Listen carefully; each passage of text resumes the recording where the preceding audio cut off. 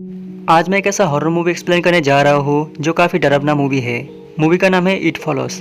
Movie के शुरुआत में हमें एक एनी नाम के लड़के को दिखाया जाता है। वो काफ़ी डरा हुआ है और काफ़ी घबरा हुआ है। वो दौड़कर अपने घर के अंदर जाते हैं। तब एनी के पापा एनी को पूछता है कि क्या हुआ है, लेकिन वो कोई जवाब नहीं देता है। वो घर के अंदर जाकर उसके पापा के कार के चाबी लेकर वो कार स्टार्ट करते हैं।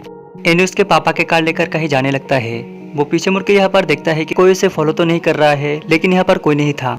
फिर सीन का टकोरा में एनी को एक बीच के पास दिखाया जाता है। वो बीच के पास आकर बैठ जाता है और वो अपने पेरेंट्स को कॉल लगाता है और कहता है कि वो अगर उसके पेरेंट्स को हर्ट किया या फिर दिल दुखाया तो उसके लिए वो सॉरी कहता है। वो अपने पेरेंट्स को कहता है कि मैं आप लोगों को बहुत प्यार करता हूँ और मैं आप लोगों को बहुत मिस करूंगा।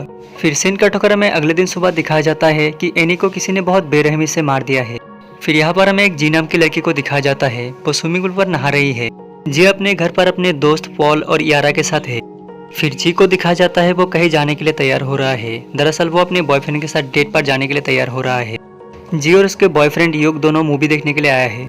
जी के बॉयफ्रेंड योग को थोड़ा नर्वस फील करते हुए देखते हैं। तभी वो जी को कहता है कि क्या तुम्हें पीछे कोई लड़की दिखाई दे रहा है। तब जी कहता है यहाँ पर कोई भी तो नहीं है।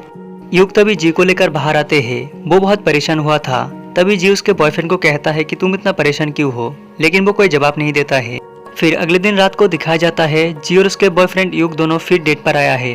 तभी युग और जी दोनों कार के अंदर इंटीमेट हो जाते हैं। फिर जी को दिखाया जाता है वो अपने बॉयफ्रेंड से बात कर रहा था, लेकिन उसके बॉयफ्रेंड उसके पास आकर उसे बेहोश कर देता है।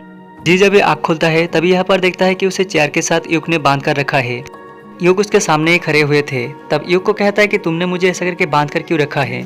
युग तब जी को कहता है कि मुझे एक एंटिटी लड़की हमेशा दिखाई देता है और ऐसा तब से हो रहा है जब से मैं एक लड़की के साथ इंटीमेट हुआ था।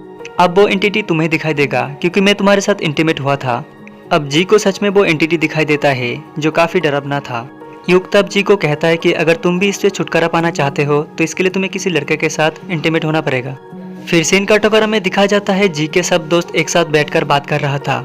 तभी युग जी को उसके घर के सामने छोड़कर चला जाता है। तब उसके दोस्त पुलिस को कॉल लगाता है और जी का इन्वेस्टिगेशन करना शुरू करता है। पुलिस जब युग का पता लगाता है तब पता चलता है कि युग उसका असली नाम नहीं है और वो इस शहर पर नए हैं। फिर अगले दिन जी जब अपने कॉलेज पर जाते हैं तभी वो एक बुरी औरत को देखते हैं जो उसके पास आ रहा था। दरअसल ये वही एंटिटी है और वो अब एक बुरी औरत का रूप धारण किया है। जी बहुत डरा हुआ था और बहुत घबरा हुआ था। जी तभी वो अपने दोस्त के पास चला जाता है। वो अपने दोस्त को सब कुछ खुलकर कहता है, लेकिन उसकी बात पर कोई विश्वास नहीं करता है। तब पॉल जी को बहुत डरे हुए देखकर वो डिसाइड करता है कि आज वो जी के घर पर रहेगा। फिर रात को दिखाया जाता है जी के घर पर पॉल आया है और दोनों बात कर रहा था। तभी कोई बाहर से आवाज लगाता है। तभी पॉल बाहर जाकर देखता है कि वहाँ पर कोई नहीं था।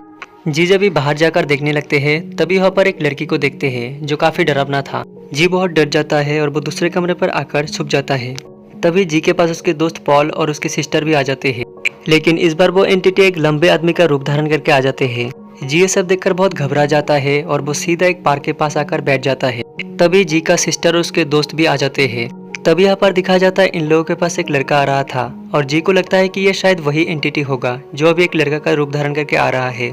जब वो लड़का इन लोगों के पास आते हैं तभी जी समझ जाता है कि ये वो एंटिटी नहीं है बल्कि ये उनका नेबर है। तभी वो सब लोगों को कहता है कि हमें कल युग के घर जाना होगा और हमें पता लगाना होगा। फिर अगले दिन सुबह दिखाया जाता है सब लोग युग के घर आ जाते हैं। अंदर आकर देखते हैं कि यहाँ पर युग नहीं है, युग कहीं चला गया है और तभी यहाँ पर युग का एक तस्वीर मिलता है। तब सब लोगों को पता चल जाता है कि युग कौन सा स्कूल में पढ़ रहा था। फिर अगले दिन सुबह दिखाया जाता है सब लोग युग के स्कूल पर जाकर उसका एड्रेस लेता है।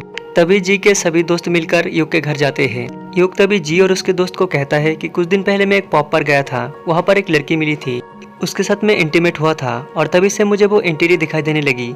युग कहता है जी अगर किसी के साथ इंटीमेट होगा तभी वो इससे आजाद हो सकता है। जी के दोस्त को कुछ समझ नहीं आ रहा था कि वो लोग अब क्या करें। फिर अगले दिन सुबह दिखाया जाता है सब लोग मिलकर एक बीच पर आ जाते हैं। जी बैठकर अपने दोस्तों के साथ बात कर रहा था तभी वो एंटिटी आ जाते हैं। जब वो एंटिटी जी पर अटैक कर रहा था तभी उसके दोस्त उसे बचा लेता है। तब सब लोग मिलकर भागकर वहां से एक कॉटेज के अंदर आ जाते हैं। सब लोग उस कॉटेज के अंदर छुपा हुआ था। तब जी का नेबर आकर कहता है कि बाहर कोई भी नहीं है, तुम लोग बाहर आ जाओ। तब फिर वो एंटिटी एक बच्चे का रूप धारण करके अंदर आने लगते हैं। सब लोग डर जाता है और कॉटेज से बाहर आते हैं। जब ये एंटिटी अपने शिकार तक पहुंचने लगता है तभी उसे काफी समय लगता है, वो बहुत स्लो चलता है। जी अपने दोस्त को छोड़कर वो अपने कार लेकर यहाँ से चला जाता है क्योंकि वो इतना डरा हुआ था और इसलिए वो अपनी जान बचाने के लिए यहाँ से चला जाता है। फिर जी के गाड़ी के सामने दूसरे गाड़ी आ जाते हैं जिसकी वजह से बैलेंस बिगड़ जाता है और जी का गाड़ी एक्सीडेंट हो जाता है। जी जब भी होश में आते हैं तभी यहाँ पर वो देखते हैं कि वो हॉस्पिटल पर है और उसके दोस्त उसके पास है।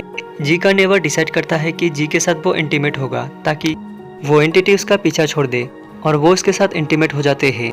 जी तभी उसके नेबर को कहता है कि क्या तुम्हें अभी वो एंटिटी दिखाई देता है। तब उसके नेबर कहता है मुझे कोई एंटिटी नहीं दिखाई देता है। फिर जी को एक दिन दिखा जाता है वो अपने विंडो के सामने बैठा हुआ था। फिर जी तभी उसके नेबर को देखता है कि उसके घर पर जा रहा था।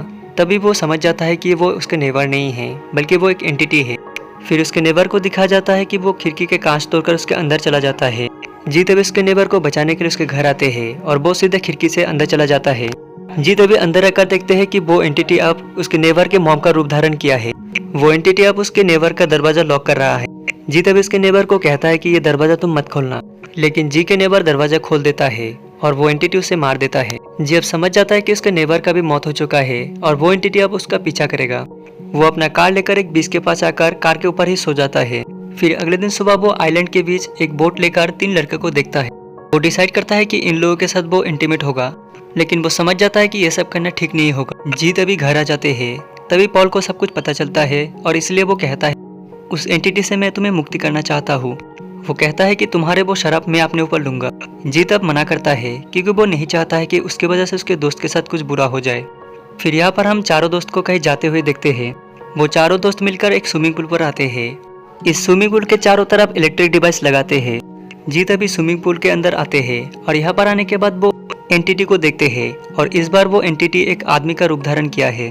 तब वो एंटिटी सारे इलेक्ट्रिक डिवाइस पानी पर फेंकने लगते हैं।